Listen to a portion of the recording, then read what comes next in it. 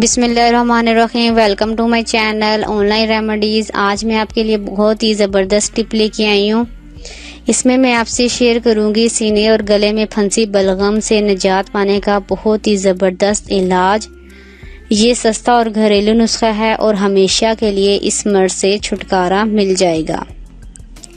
सीने की बलगम ज़्यादातर खांसी की वजह से होती है। खांसी जब शिद्दत इख्तियार कर जाए तो ये रतूबत फेफड़ों की झिल्ली और नालियों में चली जाती है, फिर बलगम होने लगती है और बार बार बलगम या खांसी आने की वजह से दूसरे अफराद भी परेशान होते हैं। कुछ लोग ऐसे भी होते हैं जिनको खांसी ना भी हो तो उनको खाने पीने की चीज़ों की वजह से गले में और या सीने में बलगम रहती है। जो हर वक्त बलगम थूकते रहते हैं, ये उनके लिए भी बहुत ज़बरदस्त नुस्खा है। इसके लिए हमें सिर्फ दो चीज़ों की ज़रूरत पड़ेगी, एक मुनक्का और काली मिर्च। मुनक्का आपको किसी भी पंसार की दुकान से बासानी मिल जाएगा।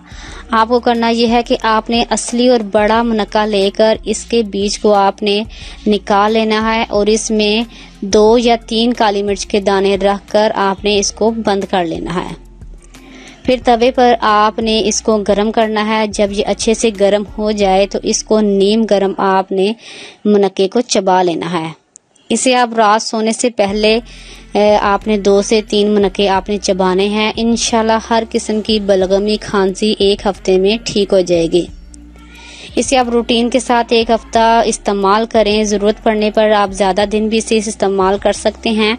इंशाल्लाह आपको बलगम से निजात मिल जाएगी। शुक्रिया। अगर आपको हमारी वीडियो अच्छी लग रही है तो हमारे वीडियोस को लाइक करें और अपने सब दोस्तों से शेयर करें और साथ हमारे चैनल ऑनलाइन रेमेडीज़ को सब्सक्राइब करना ना भूलिएगा।